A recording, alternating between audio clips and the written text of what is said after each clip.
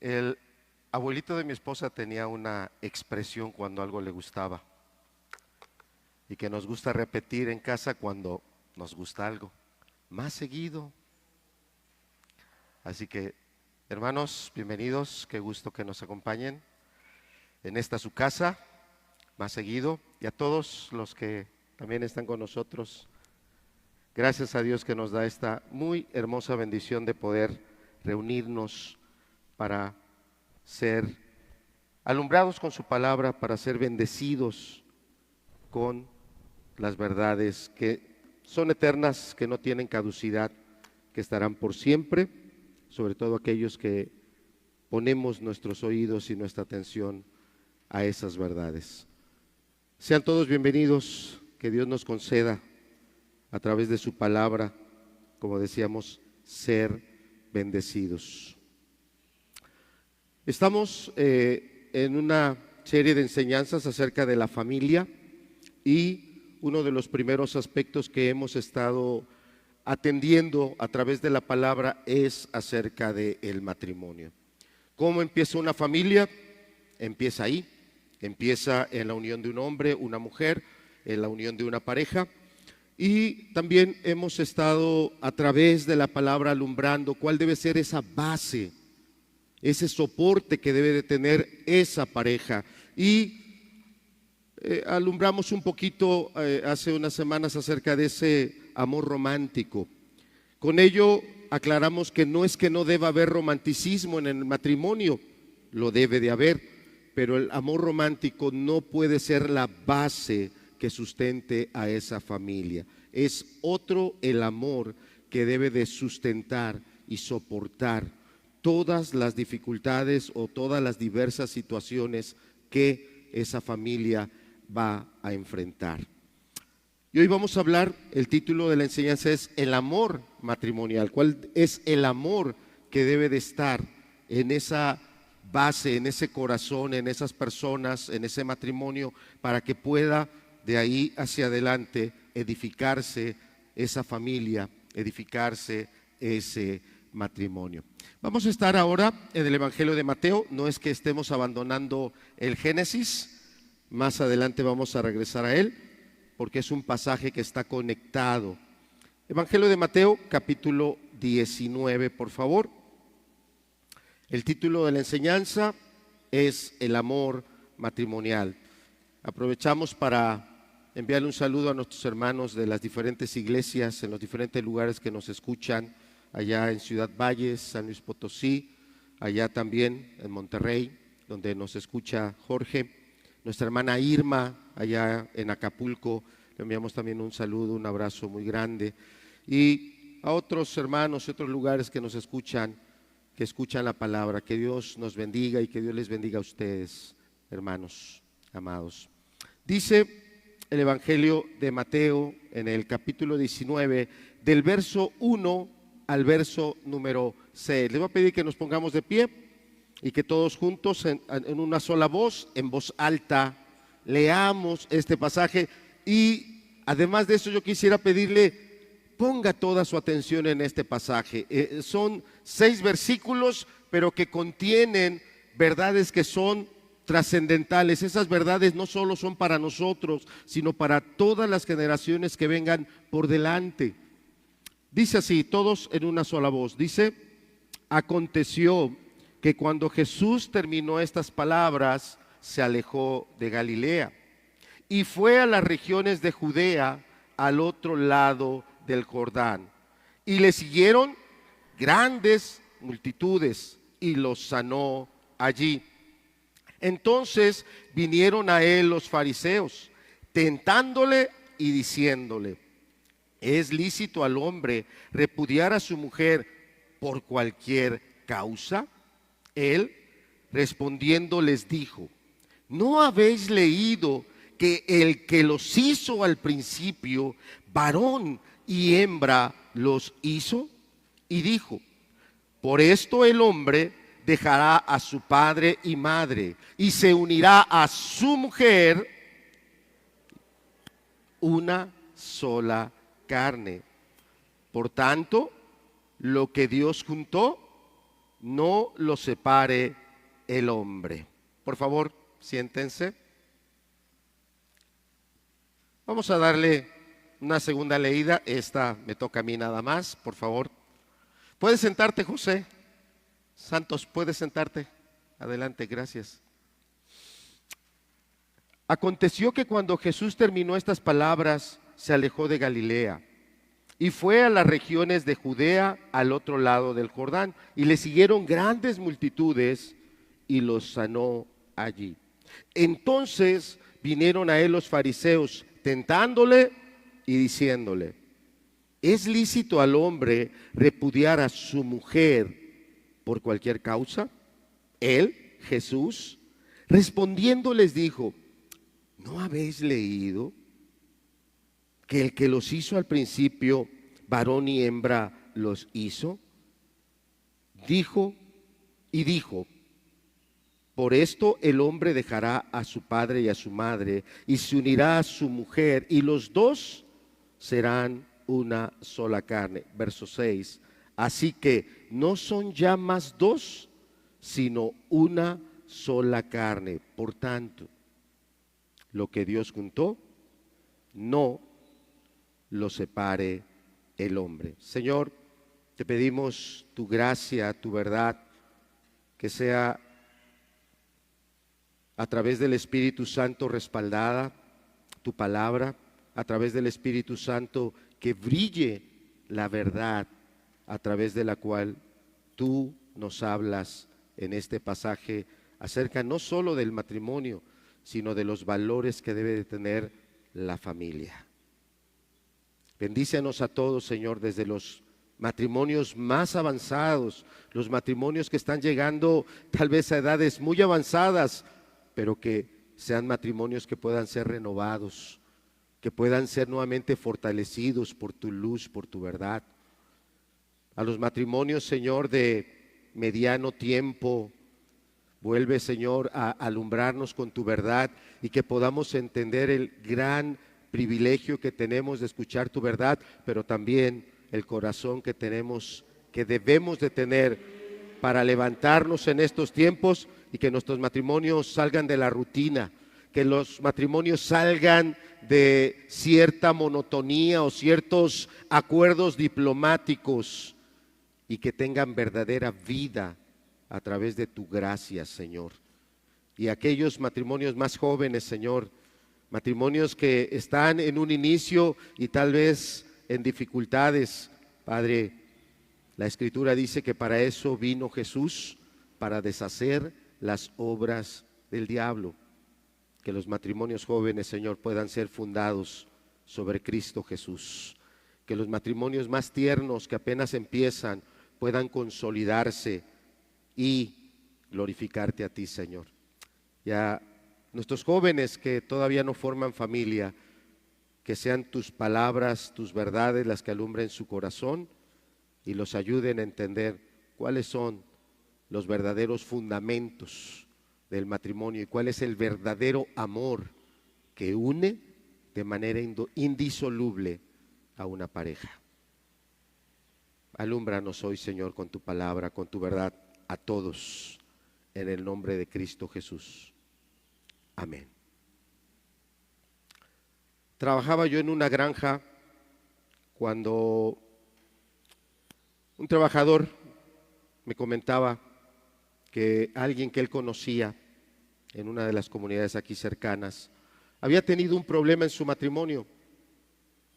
No recuerdo exactamente cuál era ese problema, pero este varón no estaba ya a gusto con la pareja, se había casado por la Iglesia Católica y decidido va a buscar al sacerdote.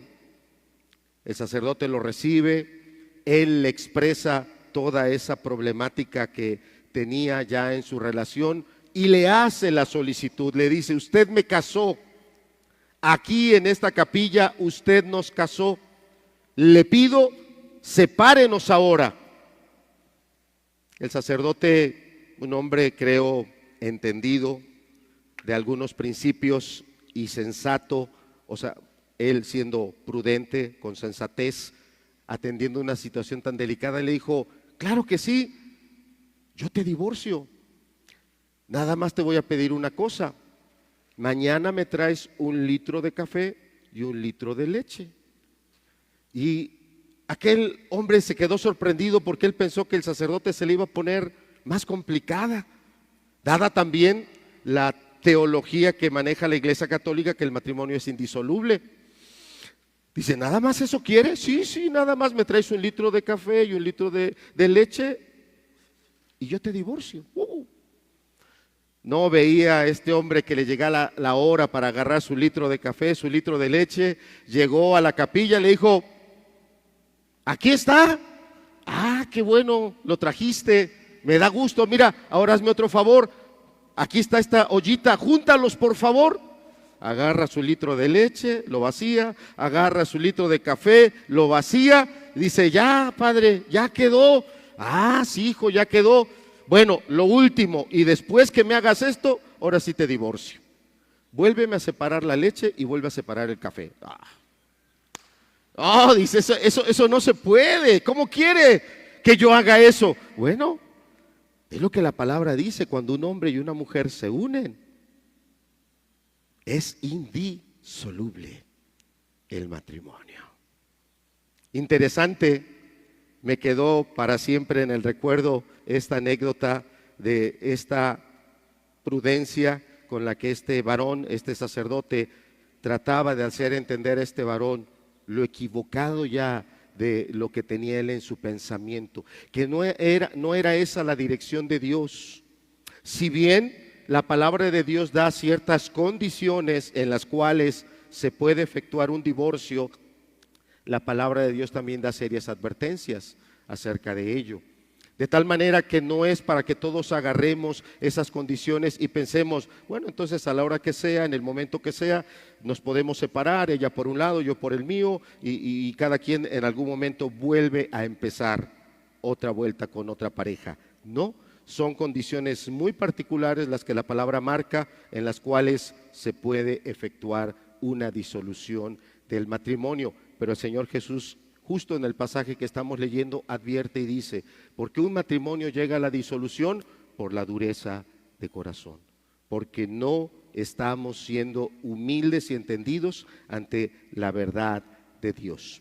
Bien, estamos en el capítulo 19 y en este capítulo, ¿verdad? Acabamos de leer estos 6 versículos, pero antes de predicarte de estos versículos, antes de que los podamos valorar y entender la verdad que está hablando aquí a Dios a través de Jesús, o el Señor Jesús, la verdad que nos está hablando acerca del matrimonio, primero tenemos que hacer un poquito de contexto.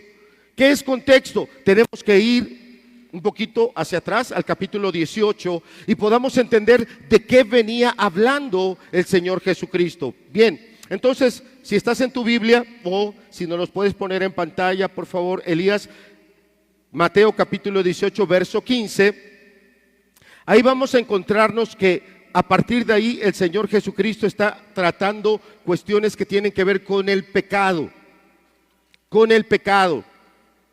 y claramente las indicaciones que está dando el Señor Jesucristo ahí dice, si tu hermano peca contra ti, si tu hermano comete una falta, dice, estando él solo y estando tú solo en un ambiente totalmente discreto, totalmente privado, tú vas a hablar con tu hermano y lo vas a ayudar a entender que está cometiendo pecado. Lo vas a ayudar a entender que ese camino por el que va no es el correcto. Dice el texto, si tu hermano te oye, cuando la Biblia dice si te oye, no se está refiriendo al ejercicio mecánico del círculo del habla o del circuito del habla. Yo hablo en voz alta, él me oye, y no, está hablando de alguien al que tú le dices con la palabra de Dios, con toda claridad, que esa acción que él está haciendo es incorrecta, es pecado y que él debe de arrepentirse, y el que él te oiga es, él se echa para atrás, él deja de cometer esa acción, se arrepiente de esa manera de vivir y se ajusta a la vivencia que la palabra de Dios marca. Ahí es cuando la Biblia dice, si tu hermano te oye, se arrepintió, abandonó su pecado, corrigió el camino, si te oye. Pero también la Biblia claramente nos marca que hay momentos en que nosotros las personas somos orgullosos, somos soberbios, nos sentimos que a nosotros nadie nos puede marcar nada y que a mí nadie me va a decir por dónde yo debo de andar, incluido Dios. Y claramente dice que si tu hermano no te oye y sigue en esa caminata de pecado, entonces tomas a dos personas de probada espiritualidad, de probado carácter íntegro, y con esas dos personas te vuelves a acercar a aquel que está cometiendo la infracción, y ahora entre los tres exponiendo nuevamente esa equivocación, ese camino incorrecto, y nuevamente hay uno de dos caminos. Oye, quiere decir se arrepiente, corrige, endereza su camino de acuerdo a lo que la palabra dice, o está el otro camino. Él no escuchó a uno y no va a escuchar a los otros dos. Él sigue en su caminata como va. Entonces dice, avísalo a la iglesia. Avísale a la iglesia el mal proceder de esta persona para que él tenga claro que ya no son dos, uno o dos o tres los que conocen sus malas acciones, dependiendo del número de la iglesia. Si es una iglesia de 10 personas, son 10 personas los que ahora tienen en claro realmente quién es él o ella. O puede ser 10 personas, o 20, o 50, o 100, lo saben. Y este pasaje marca que cuando esa persona sigue en su caminata sin corregir, entra a una excomunión. La iglesia lo expulsa, la iglesia le dice, tú ya no puedes venir. Es lo que marca este pasaje. Bueno, ahí está. Verso 23, por favor, ahora Elías. Recuerda, está hablando de cuestiones de pecado que tienen que ser atendidas de la manera correcta. Y en este capítulo 18 se sigue hablando no solo del pecado, sino también del perdón. Surge la pregunta, Señor, bueno, mi hermano peca contra mí, mi prójimo peca contra mí, ¿cuántas veces lo tengo que perdonar? Porque la costumbre de aquellos días, la costumbre en los días del Señor Jesús era, ¿hasta cuántas veces perdonaban a una persona? ¿Cuántas? Hasta 7 veces. ¿O eran más? 70 veces. Bueno, eran más entonces. Y el Señor Jesús dice, bueno, no son ni 7 ni son 70.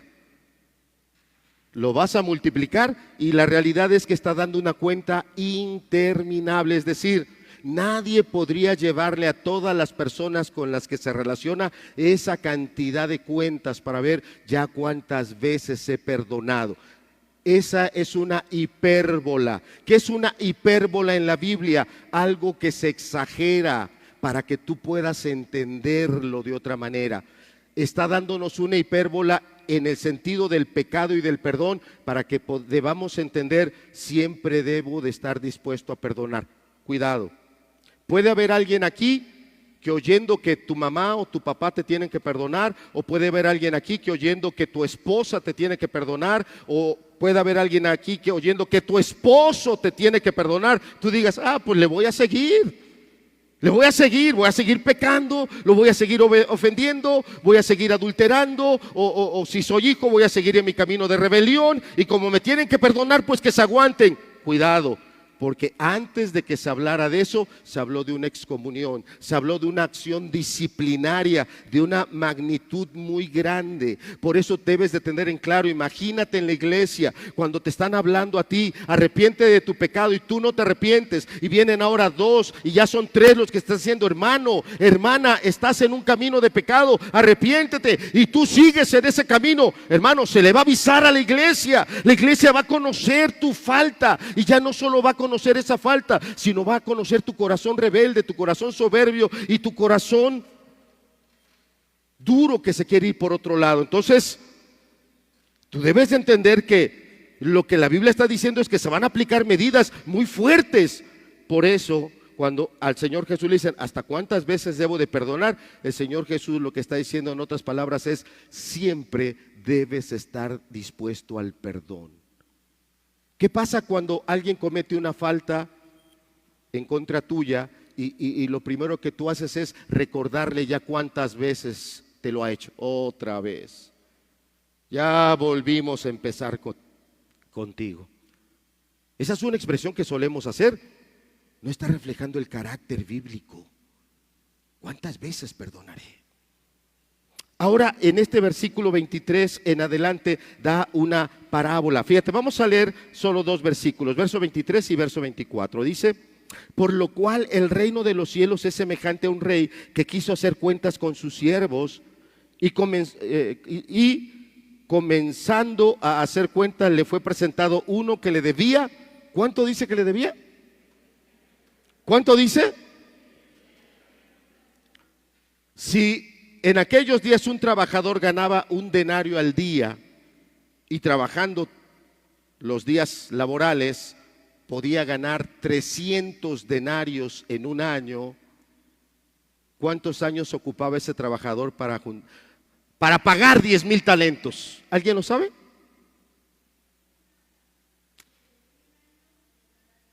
Dígalo fuerte, Toñita. ¿Cuántos? Dígalo más fuerte, o si le prestan un micrófono, acá está, mire. Tami, por favor, pásaselo a la hermana Toñita. Oigan esa nota, por eso son tan buenas las Biblias de estudio, porque un pasaje que yo estoy leyendo acá, tal vez digo, pues debía 10,000 talentos, y a lo mejor digo, pues 10,000 talentos.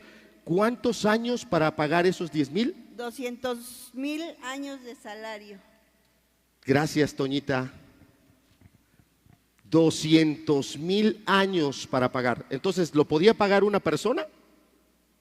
¿Quién puede vivir 200,000 vidas? O 200,000 años, perdón. ¿Quién puede? Nadie. ¿Sabes lo que este pasaje nos está ayudando a entender?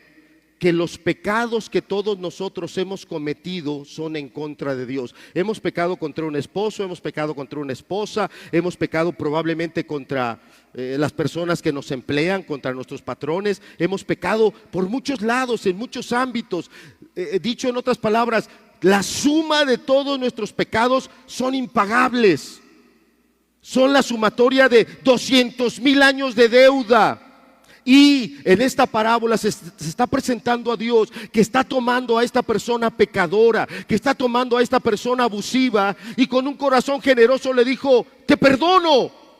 Pero cada uno de nosotros debe tener en claro, porque en algunos momentos, en algunas congregaciones se nos llega a decir que la salvación es gratuita, que la salvación no cuesta nada. Cierto, a usted y a mí la salvación no nos cuesta nada. A usted y a mí, o usted y yo, no tenemos que pagar nada. Gracias, hermanos. Eso es cierto. Pero sí costó un alto precio la salvación de todos. Costó la sangre de Jesús. Una sangre muy preciosa. Y cuando yo no tengo en aprecio eso, que alguien sí pagó, y pagó el precio que yo nunca podía haber pagado. Y cuando una persona entiende que ha sido perdonada, debe de haber un cambio en tu corazón, no solo con referencia al pecado, apartarte del pecado y alejarte del pecado, sino debe de haber ahora una actitud de gratitud, de agradecimiento, por lo cual en esta parábola este hombre se ve mal porque a él le perdonan una deuda impagable.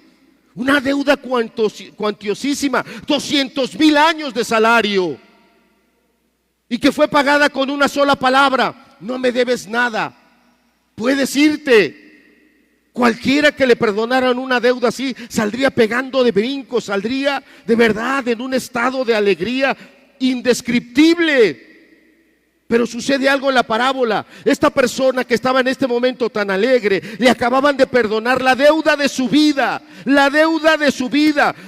Se le había dicho: te vas a ir a la cárcel tú, tu esposa va a ser vendida como esclava, tus hijos todos van a ser tomados también como sirvientes. Y aquel hombre, viendo la miserable vida en la que iba a entrar toda su familia, y que no porque su hijo ahorita tuviera 10 años, él podía pensar: bueno, tiene 10 años mi muchacho, tal vez cuando cumpla 30 ya va a ser libre, ya va a formar su familia. No.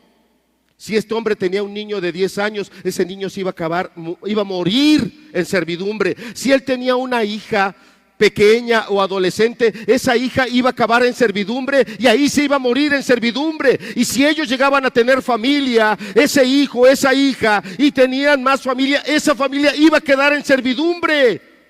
era para jalarse los cabellos y decir que he hecho. No solo he condenado el destino de mi propia familia, sino si llego a tener nietos, bisnietos, tataranietos, he condenado a la desgracia a muchas generaciones. Y este hombre que representa a Dios le dice: te perdono, no debes nada. No solo quedó libre él, quedó libre su esposa. Quedaron libres de la desgracia y la calamidad sus hijos. Era para salir brincando de alegría, pero como te decía, para tener un corazón muy distinto. Y sin en cambio, dice que él se encuentra a alguien que le debe una cantidad ridícula. Tal vez era una deuda que a lo más en un año, por mucho, se pagaba. Y él, habiendo sido perdonado él de su error, habiendo sido liberada a su esposa, a sus hijos, lejos de tener un corazón agradecido, dice que agarró a esta persona y la golpeaba, la ahorcaba: págame, págame, págame, págame. Y corren a decirle a este hombre que lo había perdonado: oye, Señor, aquel que tú perdonaste, mira, acaba de meter a la cárcel a otro que le debía cualquier cosa. ¿Sabe que así nos vemos nosotros? Porque hemos recibido el perdón de Jesús, pero en lugar de ser perdonadores con otros, les estamos cobrando sus faltas. Así se ve el marido, que llámese cristiano, viene a la reunión, tiene Biblia, pero de su boca salen las expresiones más duras y más acres, o sea, más ácidas contra esa esposa por una falta que ella cometió, por un pecado que él cometió, que tiene que ser atendido, que tiene que ser tratado. Claro, estamos en el capítulo 18 y está hablando de cómo restaurar a un hermano. Claro que tiene que ser atendido, pero de la manera correcta, con discreción, con amor, no para matar, no para envilecer, no para destruir. Y lo mismo puede pasar en el corazón de los jóvenes, porque aquí tenemos varios jóvenes. ¿Cómo eres tú cuando tal vez un papá o una mamá te están queriendo corregir y tú te levantas y los empiezas a señalar? ¿Y tú qué me dices si ustedes van a la iglesia y cómo se pelean? ¿Y ustedes qué me dicen si entre ustedes mismos, miren, tanto que han oído y miren, no avanzan nada? Ese no debe ser el corazón, porque hay alguien que ya pagó nuestra deuda, y pagó una deuda que era impagable para nosotros. Y con una sola palabra Él la pagó toda, cuando Cristo dijo: consumado es. Este es el contexto. Este es el contexto en el cual ahora sí entramos a Mateo capítulo 19. Este es el contexto que nos está poniendo Mateo. El contexto de un corazón que debe de ser entendido de que ha sido perdonado. Usted y yo debes de ser entendido que una deuda que era impagable para ti y para mí ha sido perdonada. Con una sola palabra fuiste perdonado, perdonada. Y así empieza el capítulo 19, dice: aconteció que cuando Jesús terminó estas palabras. Ahora sí ya sabes cuáles son esas palabras. Ahora sí, cuando tú lees Mateo 19:1, ya tienes en claro que no son cualquier palabra. Son palabras donde Él derramó su sangre para dar perdón. Él murió para darte libertad, y no solo a ti, a tu esposa, a tus hijos, a tu familia y a las familias que sigan después. Aconteció que cuando Jesús terminó estas palabras, se alejó de Galilea, la parte norte del país, la parte norte, y vino hacia la parte sur, que es la región de Judea, al otro lado del Jordán. Y ve la gran necesidad, dice el verso 2, y le siguieron grandes multitudes.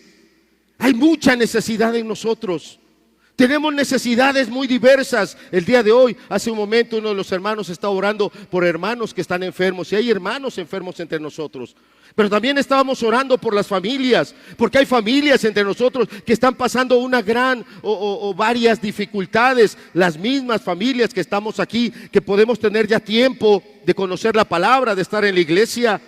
Necesitamos un avivamiento, necesitamos que Dios nos alumbre y volvernos a parar sobre la verdad de Dios, a pesar que por encima de las circunstancias, aunque las circunstancias que estén alrededor puedan ser muy desalentadoras, muy desilusionadoras, pararnos sobre la verdad de Dios. Y qué grande es el corazón de Jesús, dice, porque le siguieron grandes multitudes. ¿Y qué hizo Jesús? ¿Qué dice que hizo? ¿Por qué tu vida no ha cambiado? ¿Por qué no ha habido un milagro en tu vida? ¿Por qué no has sido humilde en ir a Jesús? ¿No has querido ser humilde en reconocer tu necesidad, el sequedal, el vacío que puedes tener adentro? Si tu matrimonio, como se suele decir, ya nada más está detenido por apariencias, por palillitos, deberías de ser humilde y ir a Jesús y decirle: Señor, si tú no metes tu mano, esto va a acabar, y va a acabar de la peor manera. Tú, amado joven, que tal vez ahorita en tu mente ya estás pensando y haciendo tus propios planes, haciendo un lado a tu familia, haciendo un lado los valores, y tú pensando: no, yo ya puedo esto, yo ya puedo lo otro, y sí, eres una persona que ya tienes capacidades, tal vez ya estás en un trabajo y ya ganas cierta cantidad, y eso es lo único que tú estás sumando. Yo ya puedo ganar, yo ya puedo hacer esto, yo puedo hacer el otro, y tú piensas que eso es todo lo que necesitas para unirte con otra persona. Toma hoy las palabras de Jesús, porque de verdad que Él quiere sanar no solo tu corazón, sino traer una verdadera vida a tu vida. Tenemos grandes necesidades y el único que las puede suplir por completo es Jesús. Dice a partir del verso número 2, si me acompañas, por favor.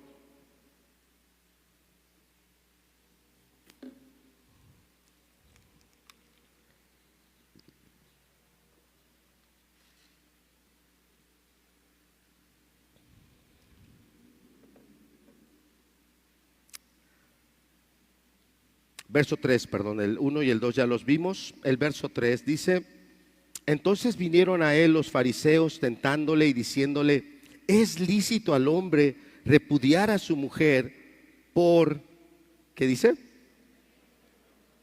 Por cualquier causa. ¿Es lícito al hombre repudiar a su mujer por cualquier causa?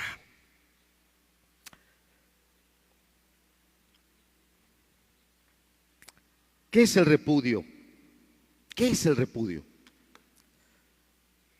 Bueno, si lo tomamos del griego, nos va a decir que es algo que dejamos libre, algo que dejamos suelto, o también una de las traducciones del griego dice algo que se deja morir, algo que se deja de sustentar y muere. ¿Qué es entonces el repudio? Tenemos que entender aquí: el repudio es esa ruptura de la relación, esa separación. El esposo ya no es esposo, la esposa ya no es esposa, vuelven a ser personas independientes y se separan. Y este grupo que trae esta pregunta al Señor Jesús era un grupo de personas que eran muy celosos de los primeros 5 libros de la Biblia y en general de todos los mandamientos que había en el Antiguo Testamento.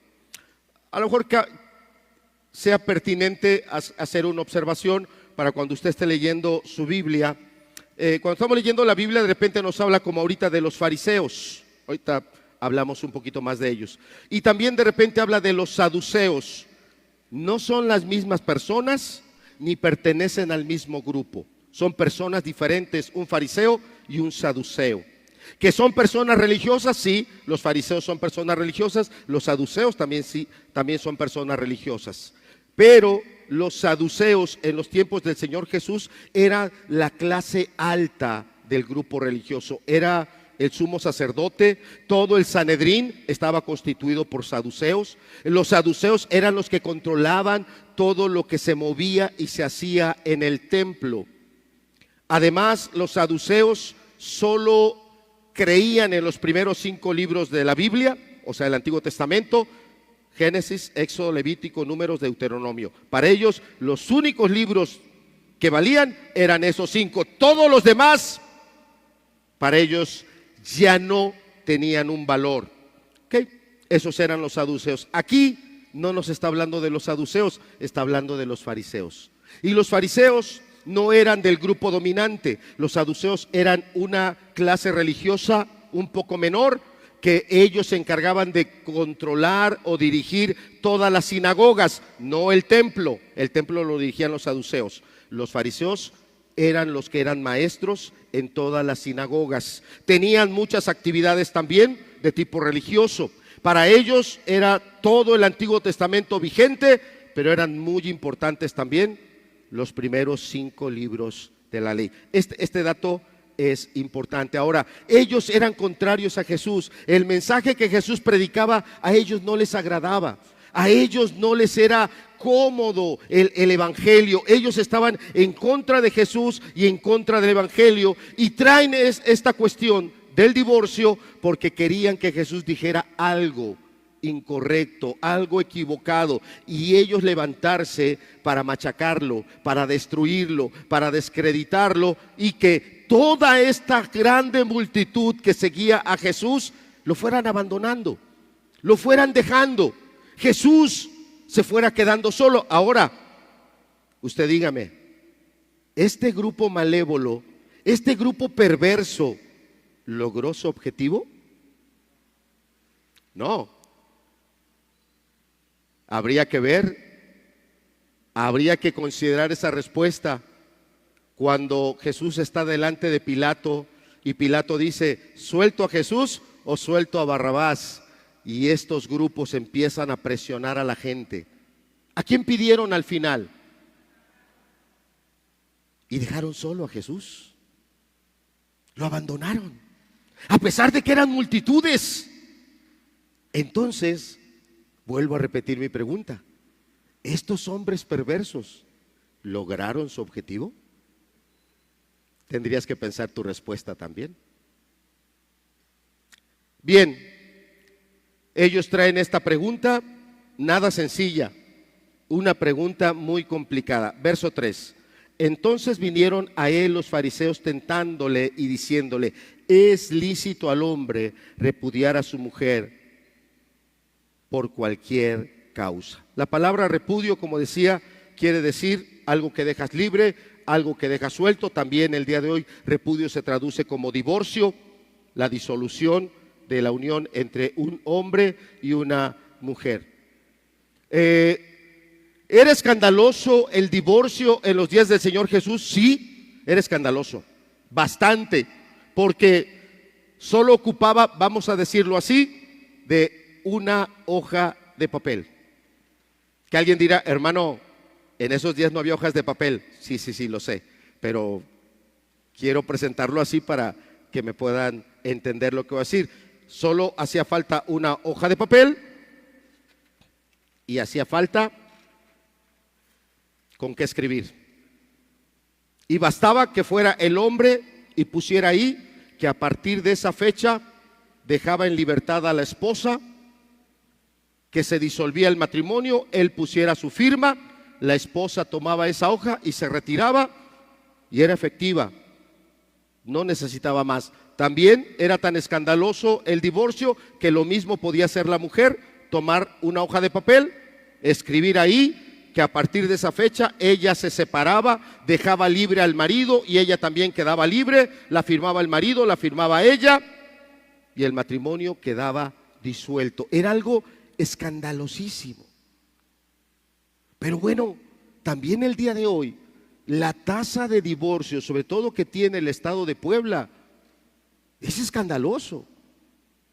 Deben de saber también que nosotros los poblanos, por estadísticas que maneja el INEGI, Instituto Nacional de Geografía, Estadística e Informática, está registrado que el estado de Puebla tiene el índice más bajo de matrimonios. De todos los estados que conforman la República Mexicana, estamos en el estado donde a la gente no le gusta casarse formalmente.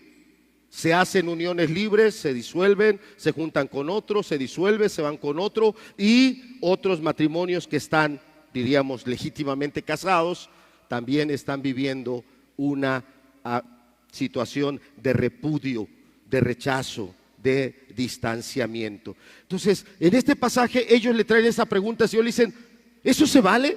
Eso que está haciendo la gente de manera escandalosa, hoy está casado con una persona y en cuestión de meses ya no está casado, o en cuestión de años ya se separaron, así sean 10 años, 20 años, 30 años, de repente llega la pareja: ya no quiero nada contigo, y firman el divorcio y cada quien se va por su lado. ¿Eso es lícito? Veamos la respuesta. verso 4. Entendamos que no era una pregunta sencilla, porque la intención de hacérsela al Señor era que Él dijera algo incorrecto, que Él se equivocara, para que entonces ellos lo atacaran. La respuesta en el verso 4 dice: Él respondiendo les dijo: ¿no habéis leído que el que los hizo al principio, varón y hembra los hizo? Primero el verso 4. ¿Y sabe qué es lo primero que cita el Señor Jesús? Cita la palabra. Cita la palabra. Y esa expresión, no habéis leído, recuerda, los fariseos eran gente muy, pero muy celosa. De hecho, la historia claramente dice que los fariseos se aprendían de memoria los primeros 5 libros de la Biblia: Génesis, Éxodo, Levítico, Números, Deuteronomio. Acompáñame al Génesis, por favor. Capítulo 2, verso 24. Por tanto, dejará el hombre a su padre y a su madre y se unirá a su mujer, y serán ¿qué? Génesis capítulo 2, verso 24. Para una persona que se sabía de memoria los 50 capítulos de Génesis, los 40 capítulos de Éxodo y todos los que le siguen hasta llegar al último capítulo de Deuteronomio, claro que se sabía de memoria esto. Claro que se lo sabía de memoria. ¿Por qué el Señor Jesucristo le dice: no habéis leído? Esa era una expresión que se usaba en aquellos días cuando le querías llamar la atención a alguien, de que a pesar de lo que él había estudiado, no le había prestado la verdadera atención, no le había dado la importancia que se merece la palabra. Mi mamá, que era una mujer sencilla, y ella nos decía que escasamente llegó hasta el 2º año de primaria, y yo lo digo con mucho amor hacia ella. Yo tengo claro que mi mamá escasamente escribía, no era alguien que escribiera mucho, porque no había tenido mucha educación mi mamá. Pero cuando nos quería regañar a nosotros, que habíamos terminado la primaria, que habíamos terminado la secundaria, o que ya estábamos en la preparatoria, en la universidad, y andábamos haciendo cosas que ella decía: pero ¿cómo es posible que las andas haciendo? Y uno quería fingir ignorancia. Ay, es que no me di cuenta. Ay, es que no sabía. Mi mamá nos regañaba y nos decía: de verdad parece que no conoces la O ni por lo redondo. O sea, si tenemos las 5 vocales, la O es la que es redondita, ¿va? Entonces, ¿será difícil identificar a la O? Pues no debería, porque se distingue de las otras.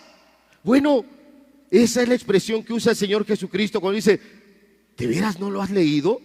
¿De veras no has puesto la atención que debes a este pasaje que está en el primero de los libros que tú te sabes de memoria?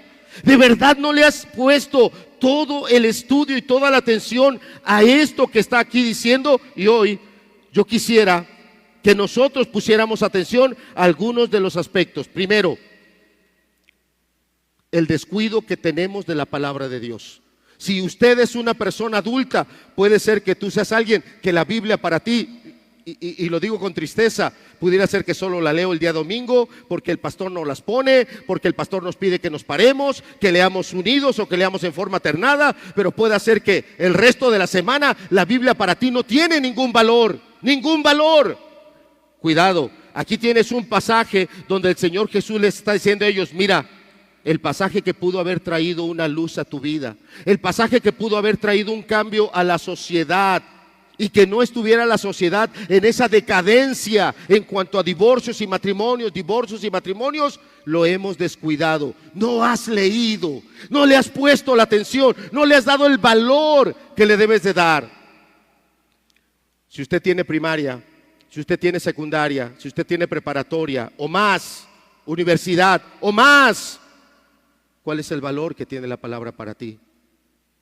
Yo entiendo que hablando socialmente hay personas que leen mucho, que por mes, a veces hasta por semana, pueden estar leyendo libros de acuerdo a sus intereses, de acuerdo al área en la que se desenvuelven, y algunos pueden ser libros muy sencillos, no difíciles. Otros pueden ser de un mayor elevado de complejidad, pero ahí están, y ahí están, y ahí están, y ahí están.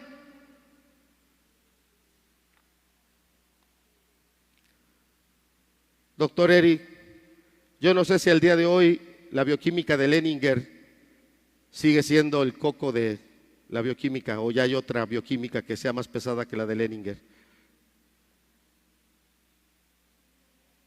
¿Sigue siendo?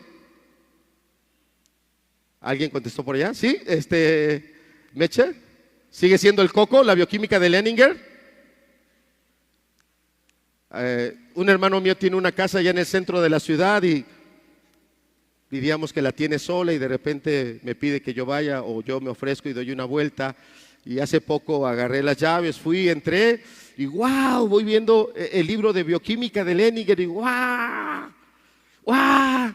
Pero nada más dije guau, pero no me acerqué a abrirlo. No, yo no quiero volver a meter eso.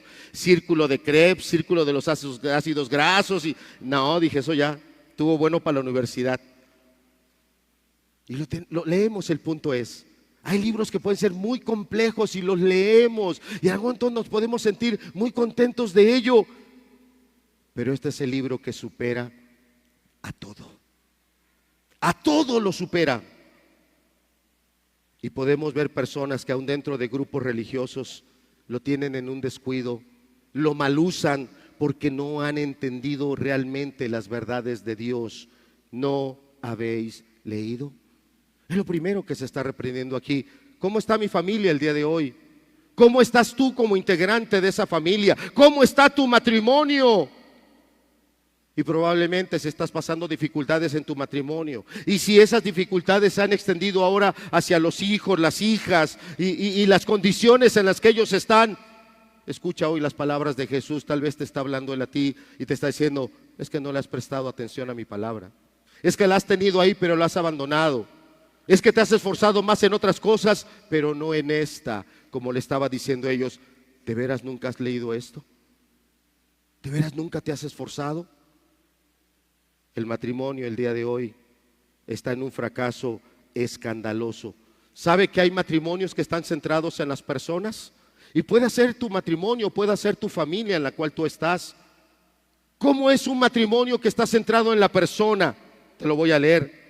Mantendrás el matrimonio mientras se cumplan tus deseos, mientras estés recibiendo ciertas satisfacciones o estés recibiendo ciertas expectativas terrenales. Y puede haber aquí alguien que no está en el matrimonio como Dios dice que debe de estar, pero ahí estás, porque estás recibiendo ciertos beneficios. Bueno, pues me da casa, bueno, pues recibo esto, bueno, pues tengo el otro, bueno, pues hay aquello. ¿Y qué de la verdad que Dios habla? ¿Qué de las verdades que Dios dice que son del matrimonio?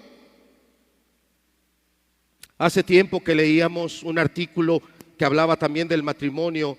Nos hablaba que a veces tristemente, desgraciadamente, en el matrimonio hay prostitución. Quiere decir que una persona vende su cuerpo a la otra persona porque está recibiendo algún beneficio, porque me da casa, porque me pone el plato de comida, porque me lava la ropa, porque me tiene ahí lo que necesito, pero no porque realmente estés parado sobre el fundamento verdadero. ¿No habéis oído? Y tal vez pueda haber jóvenes hoy que están así.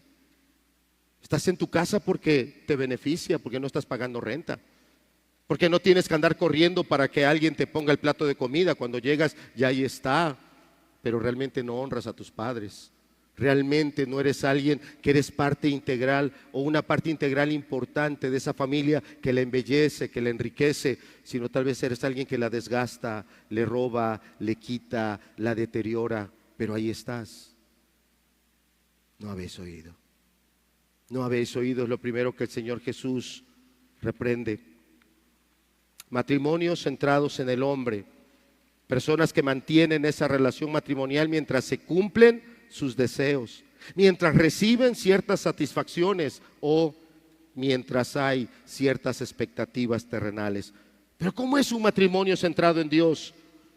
Son aquellos que preservan en ese matrimonio porque a través de ese matrimonio están glorificando a Dios.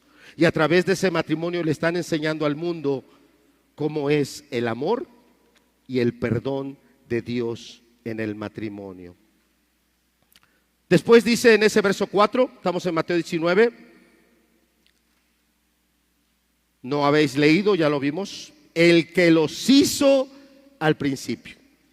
Y acá viene un aspecto muy importante, un aspecto que a lo mejor en la lectura lo pasamos rápido, pero aquí el Señor Jesucristo lo resalta. Dice, varón, ¿y qué dice? ¿Varón y qué? Con esto nos está dando a entender que somos diferentes.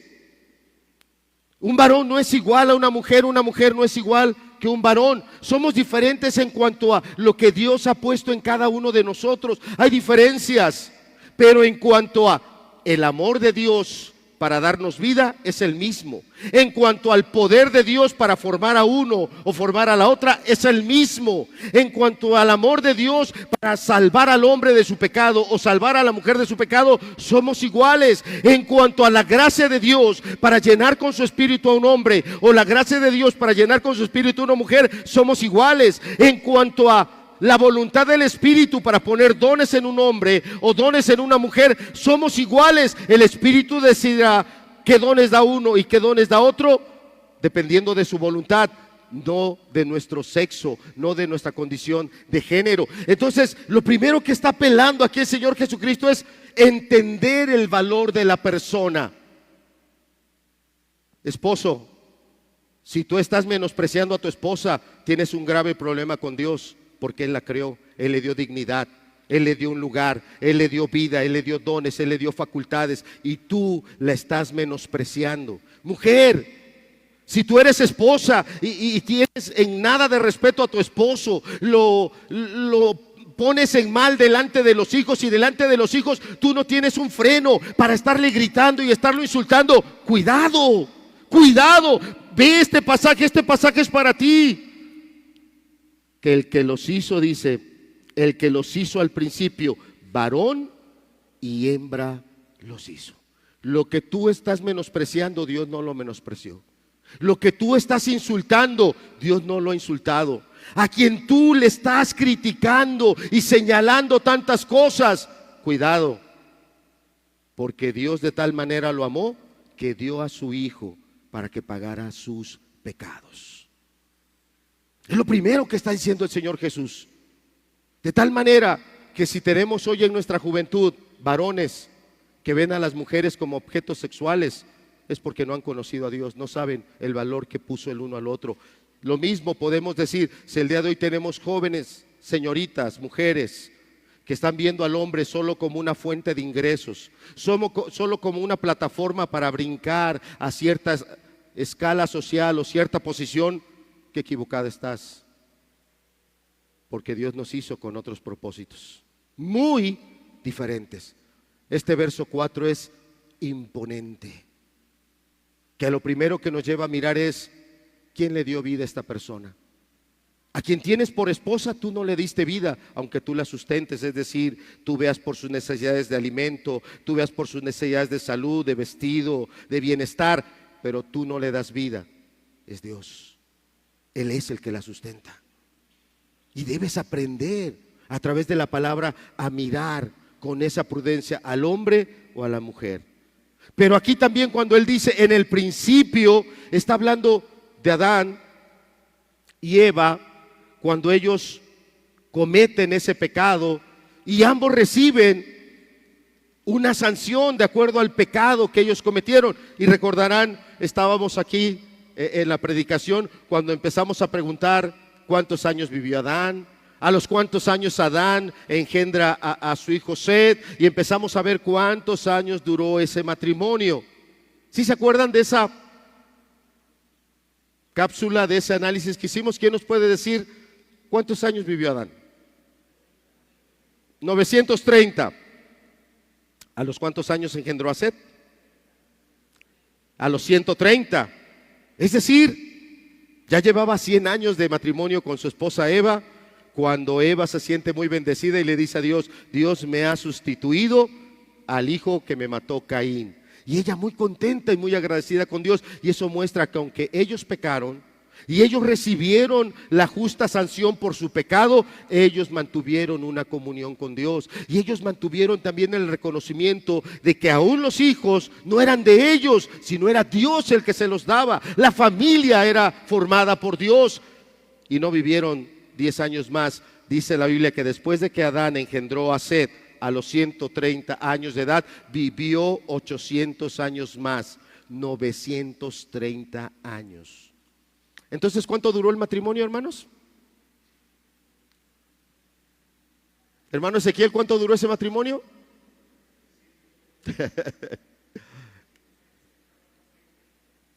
Y nosotros llevamos 40 y ya no aguantamos. Ay, todavía me falta. Ay, si llegaré a las bodas de oro. Sí, si entendemos que al principio Dios nos creó con ese propósito de glorificarlo a Él, de ser humildes, de ser entendidos. ¿Qué respuesta? Hemos dejado de mirar al principio. Yo, de veras, bueno, Josi, tú has estado allá, Estados Unidos, y yo creo que aquí habrá otras personas, creo que también el hermano Eri ha andado en Estados Unidos, y yo creo que aquí hay otras personas que por diferentes razones y oportunidades han estado en Estados Unidos. Yo nunca he estado allá, pero yo me sorprendo, de veras, cuando oigo que hay cláusulas prematrimoniales, hay contratos que las personas hacen antes de casarse. Y cuando alguno de ellos la quebranta, le llevan su contrato y aquí tenías firmado que si me traicionabas o que si esto, perdías el otro. ¡Wow! Y yo me sorprendo y digo, híjoles, ¿será que habrá que llegar a eso el día de hoy aquí en nuestra sencilla comunidad? ¿Hacer cláusulas prematrimoniales? Varón, a ver, ¿a qué te comprometes? Todos los derechos que vas a recibir si lo cumples, pero todo lo que pierdes si no lo cumples. A lo mejor alguien va a levantarse y se va a volver ya no como Santo Tomás, porque Santo Tomás, como decía, hasta no ver no crees. Bueno, pues Santo Pedro decía, si es así el matrimonio, mejor no casarse. Y eso lo dijo Pedro. Pues no, mis amados, yo espero que no tengamos que llegar a esa condición donde haya que hacer contratos, donde todo lo que necesitemos sea la palabra de Dios que dice, varón y hembra los hizo. Somos diferentes, pero que tenemos lo necesario para que con la gracia de Dios podamos vivir una vida matrimonial sin lugar a dudas. Ellos vienen con un hecho escandaloso. Señor, mira cómo está el divorcio, mira cómo los hombres por cualquier causa se andan divorciando. Y el Señor Jesús lo primero que les dice, mira cómo le fue a la primer pareja. La primer pareja no fue perfecta. La primer pareja no vivió sin problemas, vivió con muchas dificultades. Ocasionó que entrara el pecado y la muerte y que toda la humanidad fuera trastocada, fuera trastornada por el pecado de ellos. Pero la pregunta es, ¿se divorciaron? ¿Vivieron separados? No, vivieron como pareja, sometiéndose a lo que Dios les había dicho, y en ese acto de adoración, como lo leíamos hace un par de semanas, es Eva la que dice que está bendiciendo a Dios porque Dios le ha dado un hijo, sustituyendo al hijo a Abel, que había sido asesinado por Caín. Está hablando de una espiritualidad, está hablando de una persona o de un matrimonio que sigue en comunión con Dios. Ese es el principio. ¿Cómo está nuestro matrimonio?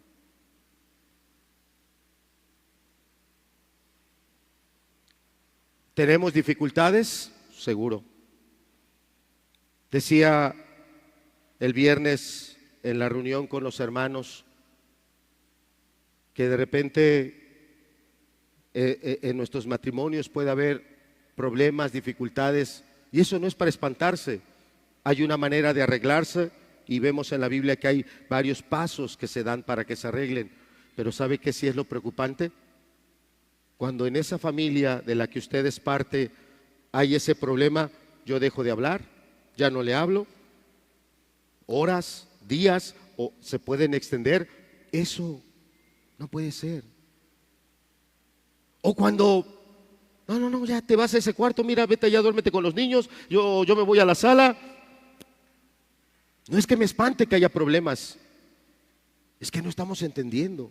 Y para ti es el verso 4 que dice, no has leído con humildad lo que la palabra dice de cómo es el matrimonio, cómo fue en el principio. Y en el principio varón y hembra nos hizo. Tienes que entender, ella es diferente de mí como varón, yo varón soy diferente de ti como mujer, y debemos tener eso en claro. No pensamos igual, no sentimos igual, no tenemos en algún momento esa misma valoración. Lo que yo puedo valorar como algo no significativo, la esposa lo puede valorar como algo muy significativo, porque somos diferentes.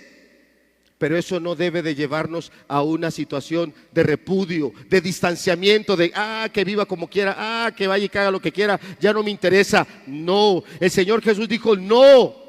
Y por eso, a partir del verso 5, acompáñame, establece eso o reitera esos principios que deben de unir a la pareja. Dice, por esto el hombre dejará a su padre y a su madre y se unirá a su mujer, y los dos serán una sola carne. Como quisiera, ya nos queda poco tiempo, ya tenemos la hora de predicación. El Señor, nuestro Dios, en el Antiguo Testamento, Él establece una ley para las propiedades, los terrenos, las tierras. Si una persona que poseía, vamos a decirlo o ponerlo como ejemplo, una propiedad como esta, y de repente atravesaba una necesidad que él, para salir de esa dificultad, se veía en la necesidad de vender esta propiedad, ¿la perdía para siempre? ¿No? ¿Cómo la podía recuperar, hermano?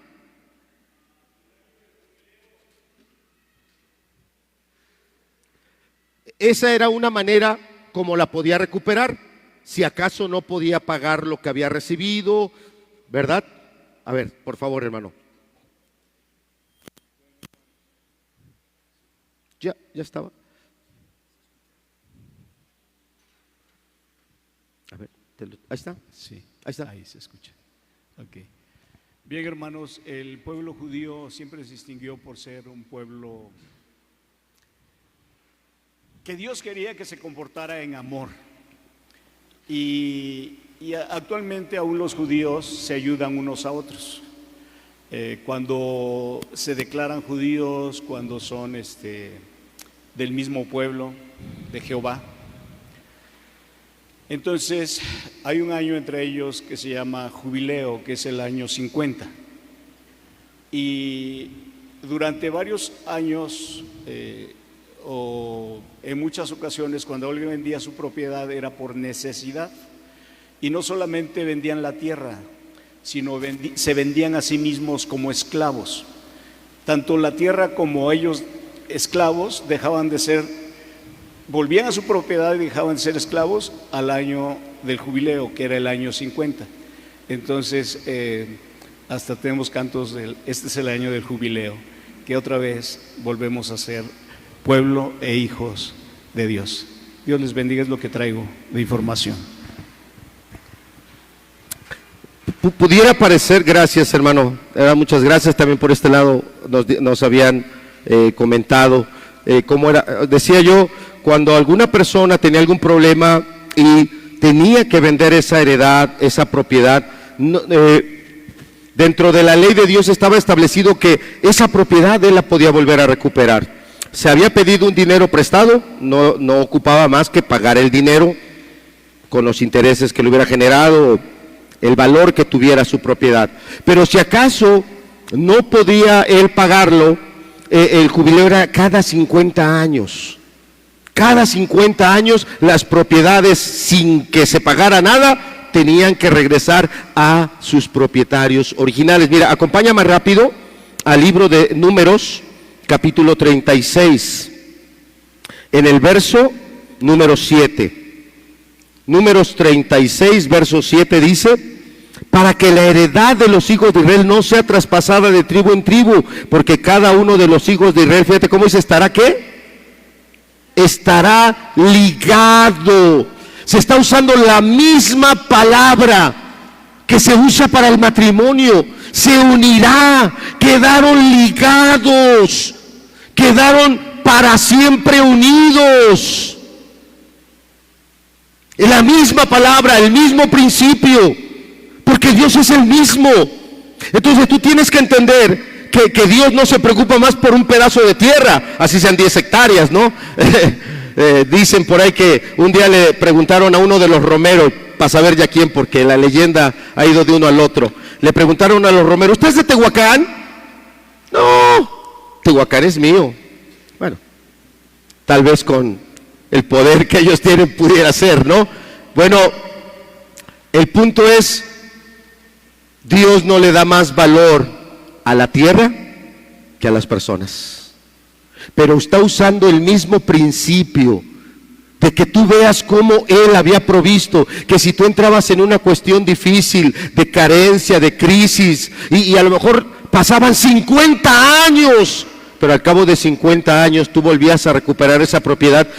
Por eso se llamaba el año del jubileo, un año de regocijo, un año de fiesta, un año de celebración, porque otra vuelta tenías esa propiedad para tú poder seguir adelante con tu familia. El punto es, no es que Dios le dio más valor a la tierra, no es así, pero está usando el ejemplo de cómo Dios nos hace ver cómo una propiedad estaba siempre ligada a las personas. ¿Has leído ese pasaje? Este ya es una pregunta un poquito de un nivel más complicadito. Eso no estoy menospreciando a todos, lo digo porque puede haber algunos aquí que no han leído la Biblia y les va a ser difícil responder esto. Pero de las 12 familias que formaron el pueblo de Israel, hubo un varón que solo tuvo hijas, mujeres. Y en aquellos tiempos los que conservaban las propiedades eran los hijos varones, eran los que heredaban. Entonces estas jóvenes mujeres van con la autoridad y le dicen, es que mi papá solo tuvo hijas, y ahora nosotros al casarnos con alguien de otra familia, nuestra propiedad va a pasar a ser parte de otra familia, y queremos que se nos dé el permiso de que aunque seamos mujeres, nosotras podamos heredar esas propiedades, y que el que se case con nosotros no es que nosotros nos unamos a la familia de él, sino que él quede registrado a la familia nuestra. Ahora sí, ¿qué familia fue? Las hijas de Zelofejad. ¿Qué tanto valor Dios le dio a la propiedad? Que Dios respondió y dijo que se haga como ellas quieren, que esa propiedad que ellos heredaron, porque fue cuando se repartió toda la tierra prometida en esas 12 tribus, que esa propiedad siempre le pertenezca a esa familia. Y es la misma palabra que Dios usa en la Biblia cuando dice, se unirá a su mujer y serán una sola carne.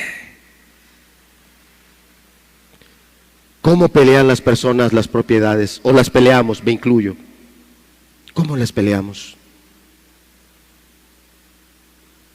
Veía en las noticias una persona ahí en la Ciudad de México que se tiene que ir por cuestiones de salud a otro lugar, y es una mujer que tiene más de 100 años, creo que la noticia decía que tiene 103 años hoy esta persona.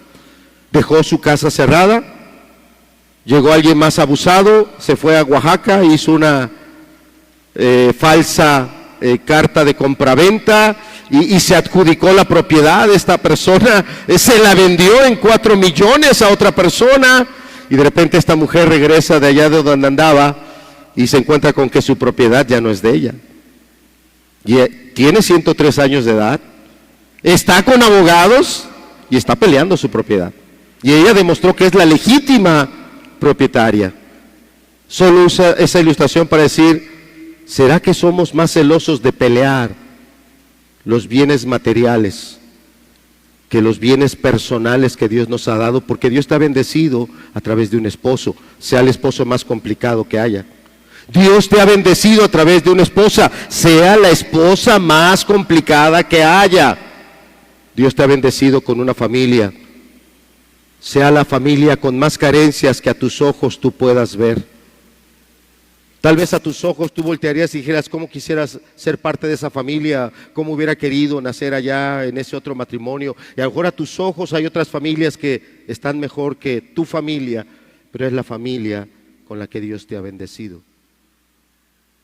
Y lo que este pasaje está diciendo, usando la misma palabra, es el matrimonio debe de unirse así. Y la única manera de lograr ese grado de unión es un amor, pero no es el amor romántico, no es el amor sentimental, es un amor determinado, un amor intencional, un amor que en la Biblia se llama ágape, un amor sacrificial, un amor que está dispuesto a darlo todo, aunque la otra persona nunca dé nada.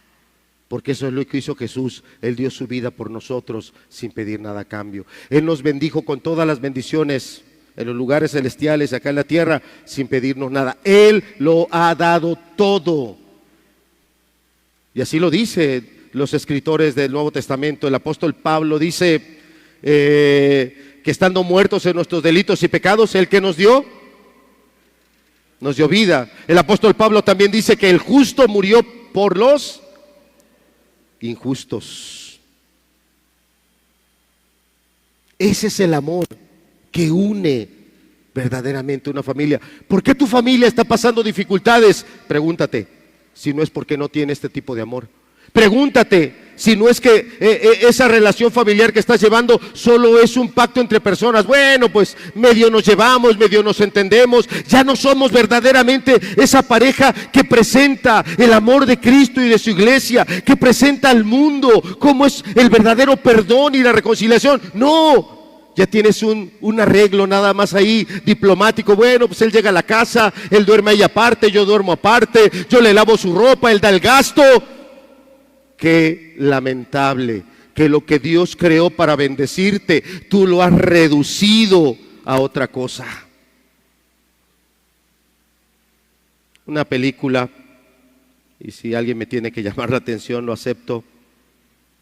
Una película, en una escena, un hombre de alto mando está hablando con un subordinado, y el hombre de alto mando está muy molesto y le dice al subordinado: te entregamos un Ferrari, te entregamos una de las maquinarias más costosas y más potentes, y mira lo que hiciste. Tú lo has hecho una triste podadora, una triste máquina nada más para difícilmente cortar el pasto. Y tenía yo esa imagen de esa escena, como este hombre le decía a su subordinado: te entregamos un Ferrari y mira tú lo que lo has convertido. Dios te entregó un Ferrari, un carruaje muy hermoso que se llama matrimonio, un carruaje glorioso que se llama familia, y nosotros lo estamos desbaratando para hacer un artefacto que funcione para algunas cosas, un artefacto que medio ayude con algo, pero que de ninguna manera le da la gloria a Dios. El Señor Jesucristo, cuando estos hombres vienen y le dicen: ¿es lícito repudiar por cualquier causa?, la respuesta fue clara y contundente: no. Y no solo que no debe haber repudio, debes llevar tu matrimonio a otro nivel, a un nivel que glorifique a Dios, a un nivel donde sea palpable el amor sacrificial, un matrimonio donde sea palpable la gracia de Dios en esa vida, un matrimonio donde sea palpable que es la palabra de Dios la que tiene autoridad, no lo que los hombres consideran como aceptable. Este es el amor matrimonial. Va a haber dificultades en nuestras familias, las va a seguir habiendo, pero ten presente que el amor que tú necesitas para ser el esposo que Dios quiere que seas, viene de Jesús. Que el amor que tú necesitas como mujer para ser la esposa, la ayuda idónea, la compañera, solo puede venir de Jesús, de su palabra, de su gracia. Y para todos los jóvenes que hoy están aquí y que escucharán esta enseñanza, los valores y el fundamento que tú necesitas para formar una nueva familia es, primero, la palabra de Dios, y segundo, ir entendido que al matrimonio no puedes ir buscando la felicidad. Es una idea equivocada entrar al matrimonio queriendo pasarla bien y nada más ser feliz.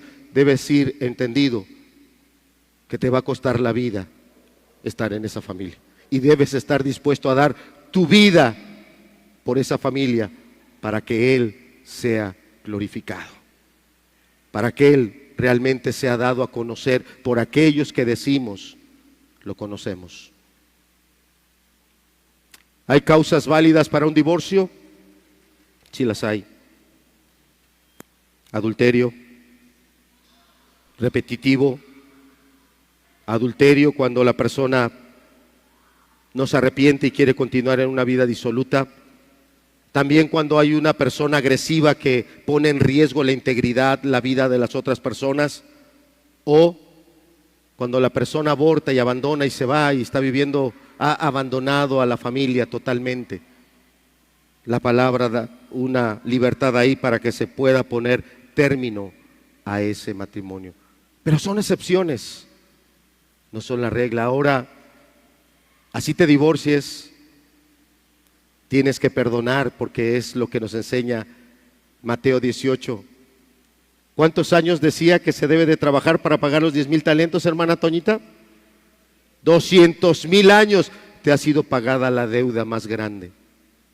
¿Cómo tú no vas a perdonar pecados de otro? Y yo creo, y lo digo con dolor, habrá jóvenes aquí que han visto los pecados de sus padres, ya sea papá o mamá, han visto cómo ellos han cometido inmoralidad.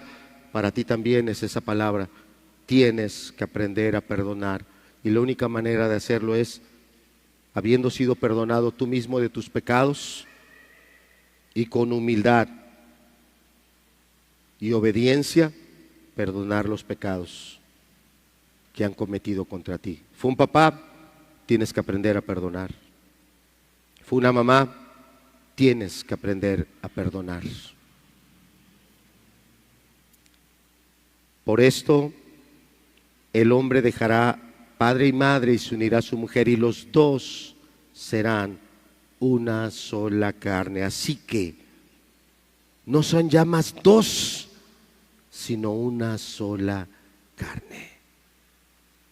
Que Dios nos conceda como familias, formar familias así, donde se vea esa unidad, no para decir qué bonita pareja, qué bonito matrimonio, para poder decir qué claro se ve la obra que Dios ha hecho con este varón, qué claro se ve la gracia redentora que el Espíritu Santo ha hecho con esta mujer, los ha transformado y los ha ayudado a poder consolidar a su familia. Qué grande ha sido Dios trayendo vida, porque no son ya más dos, sino una sola carne. Por tanto, lo que Dios juntó, no lo separe el hombre. Ve, una propiedad que podían pasar 50 años, pero regresaba a su familia, estaba por siempre unida. Te debe ayudar a entender que lo que Dios quiere es una verdadera unión en la familia, y el único amor que nos puede ayudar a eso es el amor ágape, el amor sacrificial. Vamos a ponernos de pie, vamos a terminar con una oración. La idea no es que escuches una bonita enseñanza, la idea no es que escuches, yo ya aprendí algo nuevo.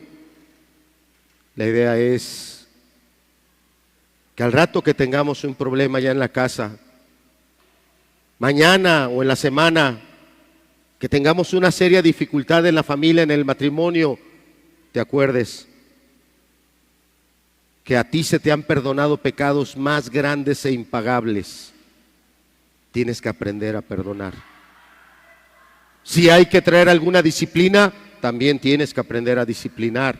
Es parte de la vida cristiana.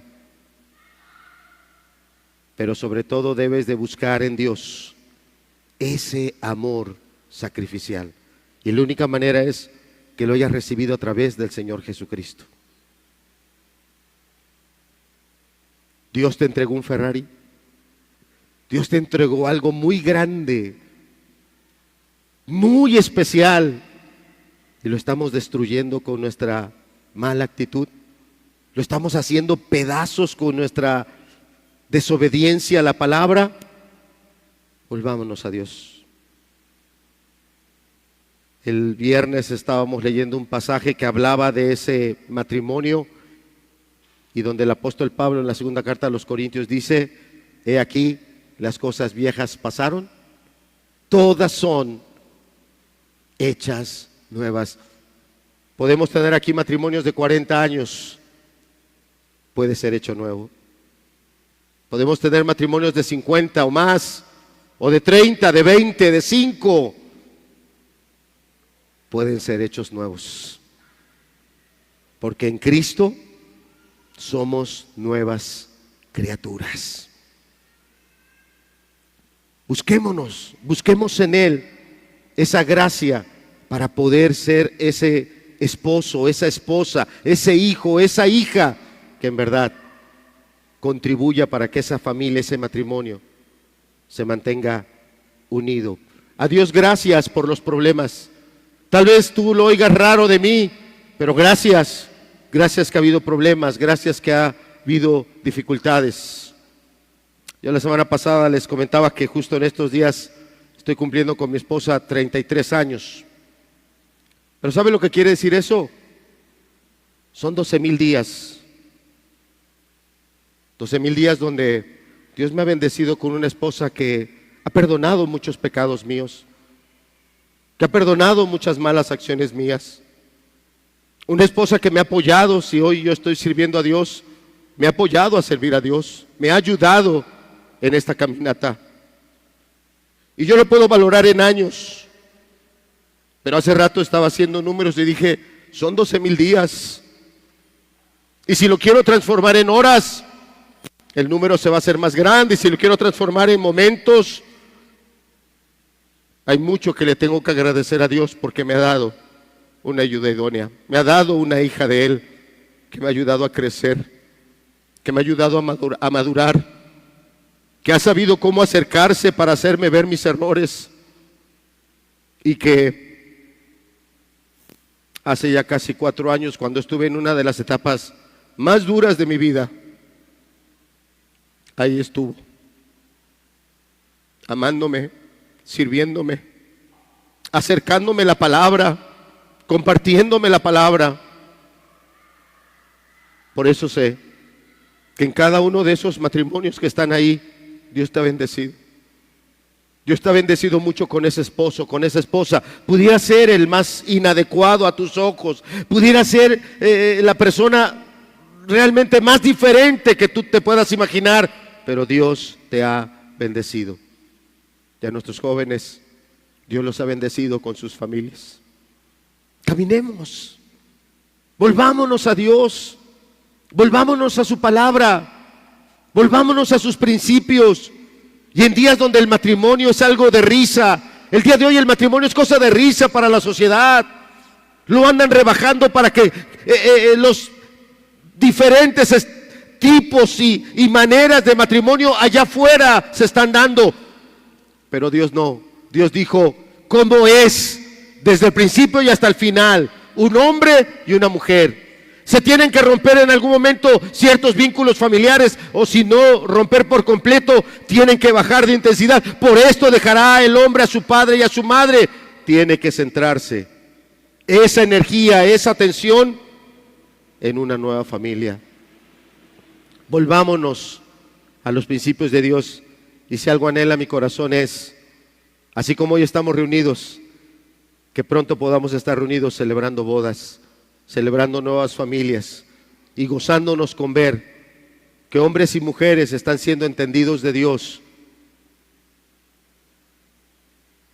para hacer esa imagen de cómo es el amor de Dios en medio de nosotros a través del matrimonio. Padre, gracias por la familia.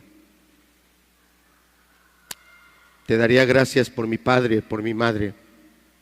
No fueron un matrimonio perfecto, pero a través de ellos yo llegué a ti, Señor. A través de ellos yo soy parte de una familia el día de hoy, de la cual te doy tantas gracias. Y creo, Señor, que cada uno de los que estamos aquí tenemos que ser humildes y agradecidos con el Padre y la Madre que nos diste. No fueron perfectos, fueron pecadores, pero también Cristo murió por ellos. como por nosotros. Y Padre, hoy que nos permites estar escuchando tu palabra, que tu palabra, Señor, quede bien sembrada en nosotros y entendamos el valor y la importancia de ese amor sacrificial para fundar el matrimonio sobre esa base. Cambia nuestros corazones, Señor. Cambia nuestra mentalidad. Cambia nuestros ojos para que podamos a través de tu palabra mirar este mundo como tú lo ves y que veamos las cosas a las que tú le das valor. Bendice a todos los matrimonios que están hoy aquí, Señor. Entiendo que cada matrimonio estará atravesando diferentes circunstancias, pero que tú, Señor, te glorifiques a través de cada circunstancia. Y si tenemos matrimonios de 30 años, es gracias a ti. Si tenemos matrimonios, familias de más de 40 años, es gracias a ti. Si tenemos matrimonios de más de 50 años, familias, es gracias a ti. Y Padre, gracias a ti también nuestros matrimonios jóvenes. Que sea tu verdad los que los ayude y fortalezca para tomar las decisiones correctas. Y Señor, que tal y como dice Malaquías, ya no hagamos uso del divorcio, ya no hagamos uso del repudio, sino que nos mantengamos en esa verdad que dice: lo que Dios juntó, no lo separe el hombre. Que así sea, Señor, que tengamos matrimonios sólidos que te den la gloria a ti y que podamos, en medio de una sociedad que no le da ese valor al matrimonio, ir por un camino contrario, anunciando que tu verdad es la que es correcta. Gracias, Señor, gracias en el nombre de Cristo Jesús. Amén.